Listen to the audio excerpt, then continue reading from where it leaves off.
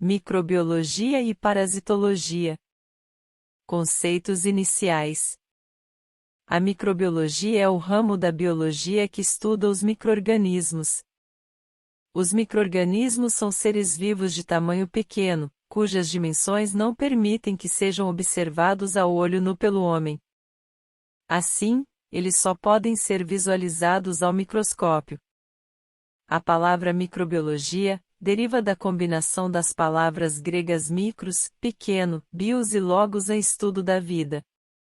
Dessa forma, o estudo da microbiologia abrange a identificação, forma, modo de vida, fisiologia e metabolismo dos micro-organismos, além das suas relações com o meio ambiente e outras espécies. De modo geral, os micro-organismos contribuem na fertilização do solo, reciclagem de substâncias e participam de ciclos biogeoquímicos. Ainda podem ser usados na fabricação de produtos como iogurte, vinhos, queijos, vinagres e pães. Existem ainda os micro-organismos patogênicos que causam doenças em seres humanos, animais e plantas. História da microbiologia. A microbiologia como conhecemos nos dias atuais só foi possível quando no ano de 1674 o alemão Anton van Leeuwenhoek criou o primeiro microscópio. Ele usou este pequeno equipamento criado por ele para observar pequenos seres, em amostras de solo, rio, saliva e fezes, dos quais ele nomeou como animálculos. Neste mesmo ano Leeuwenhoek escreveu diversas cartas para a Sociedade Real Inglesa descrevendo os seres que ele via através de seu pequeno microscópio. Foram essas cartas que deram início à microbiologia, afinal, foram elas que permitiram que a sociedade tomasse conhecimento da existência de pequenos seres microscópicos. O nome microbiologia deriva das palavras gregas micros, que significa pequeno, bios, vida e o final log, tratado, estudo, ciência, respectivamente. Seu objeto de estudo são os micro-organismos, também chamados de micróbios. Por sua vez, estes podem ser formados por uma única célula ou por estruturas celulares mais complexas. Entre os micro-organismos unicelulares, podemos encontrar eucariotos, ou células com divisão de núcleo celular, e procariotos, ou células sem divisão de núcleo. À primeira categoria pertencem os fungos e à segunda, as bactérias, por exemplo. Desenvolvimento da história da microbiologia. Os avanços metodológicos e a separação das ciências de todos os tipos de misticismo e religião foram um fator fundamental na história da microbiologia. Na história da microbiologia, 4 períodos podem ser distinguidos: o primeiro meramente especulativo, que se estende da antiguidade até a invenção dos primeiros microscópios, o segundo período compreendido pelos primeiros microscopistas entre 1675 e meados do século XIX, o terceiro período em que os micro-organismos são cultivados entre meados e final do século XIX e a quarta etapa, que vai do início do século XX até o primeiro período, da antiguidade à descoberta do microscópio. O período anterior à descoberta do microscópio foi caracterizado por especulações sobre a existência do micro-organismo e suas funções.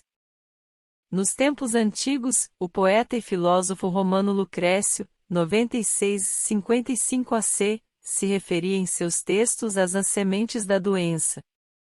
Centenas de anos depois, no Renascimento Europeu, Girolamo Frascatorius, em seu livro De Contagione Contagionis, a 1546, atribuiu doenças contagiosas a germes vivos, deixando de lado todo tipo de explicação sobrenatural sobre doenças. Este último constituiu um avanço na separação da religião e do misticismo, das causas de doenças e males das populações. Segundo período, 1675 até meados do século XIX. Já no século XVII, com a evolução dos diferentes tipos de lentes, Constantin Huygens fez a primeira referência ao microscópio, 1621. Huygens explicou como o Drebel inglês possuía um instrumento de ampliação, chamado Microscópio 1 em 1625, na Academia de Lincei, em Roma. A descoberta do micro-organismo foi obra do comerciante e cientista holandês Anton van Leeuwenhoek, de 1632 a 1723, apaixonado por lentes esféricas perfeitamente polidas. Com eles, o aluno criou os primeiros microscópios simples. Em 1675, com uma dessas lentes, Leeuwenhoek descobriu que, nas gotas de chuva de uma lagoa, era possível ver numerosas criaturas, que ele chamava de animálculos. Entre suas muitas descobertas, podemos contar a observação de bactérias, glóbulos vermelhos e espermatozoides. Terceiro período, segunda metade do século XIX. No século XVII, a teoria da geração espontânea também foi atacada pela ciência. Este último assumiu que os seres vivos poderiam se originar de matéria inanimada, ar ou resíduos em decomposição. A geração espontânea teve seu último retorno fortemente no primeiro terço do século XIX, com a descoberta da importância do oxigênio para a vida e outras questões extracientíficas, como o surgimento do conceito de transmutação. Nesse sentido, Louis Pasteur, de 1822 a 1895, refutou definitivamente a teoria da geração espontânea, deixando infusões em potes de vidro com pescoço sinuoso sem fechar, deixando o líquido exposto ao ar. Foi também Pasteur quem demonstrou a presença de micro-organismos na fermentação de produtos lácteos. Em outros trabalhos sobre fermentos, o cientista descobriu que alguns micro-organismos eram resistentes à falta de oxigênio. Além disso, o cientista foi o criador da primeira vacina composta por micro-organismos atenuados. Em 1877, John Tyndall, de 1820 a 1893, mostrou como esterilizar por calor descontínuo. Esta forma mostrou que havia micro-organismos muito resistentes ao calor. Finalmente, o alemão Robert Koch, de 1843 a 1910, desenvolveu a cultura de micro-organismos, formando colônias em certas superfícies, facilitando seu estudo. Nesse sentido, Koch introduziu o conceito de espécie em micro-organismos, com características e funções distintas. Também em 1882, Koch foi o descobridor do bacilo da tuberculose, em 1883, o bacilo da cólera.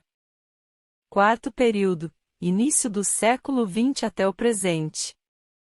Dados os avanços do século XIX, tanto a teoria quanto a metodologia, a microbiologia deixou de ser meramente especulativa, a fim de se consolidar como ciência e dividir seu objeto de estudo em áreas específicas. Nesse sentido, as pesquisas sobre infecções avançaram, tanto nas técnicas de esterilização quanto no pós-operatório, bem como em suas possíveis curas.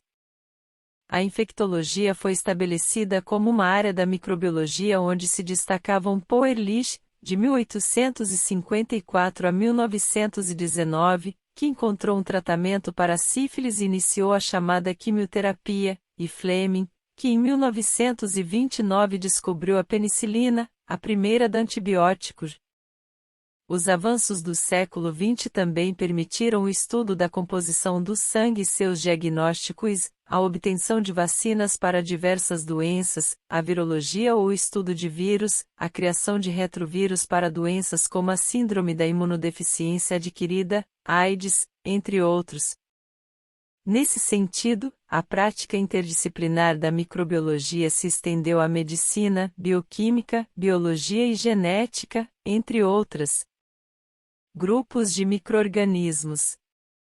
Vírus. Os vírus são organismos microscópicos que não possuem células. Por isso, são considerados parasitas intracelulares. Os vírus só conseguem realizar suas atividades vitais dentro de outra célula viva.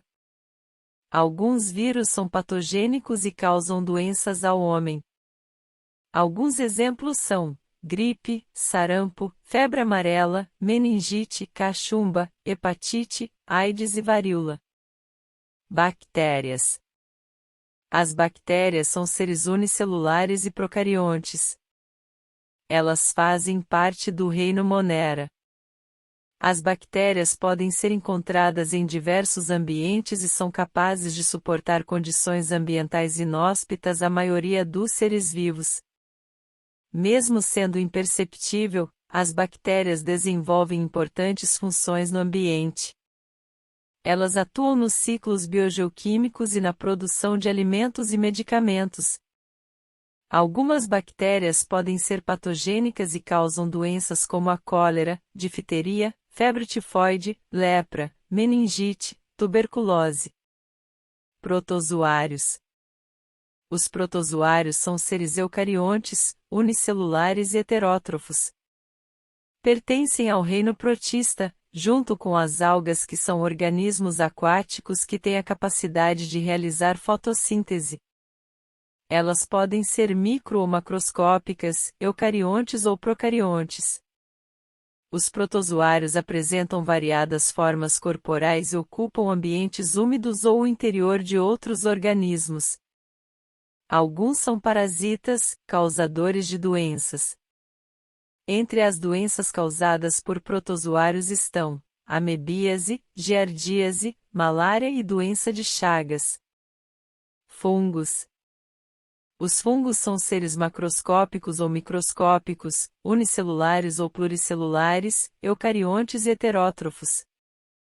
Eles fazem parte do reino fungi.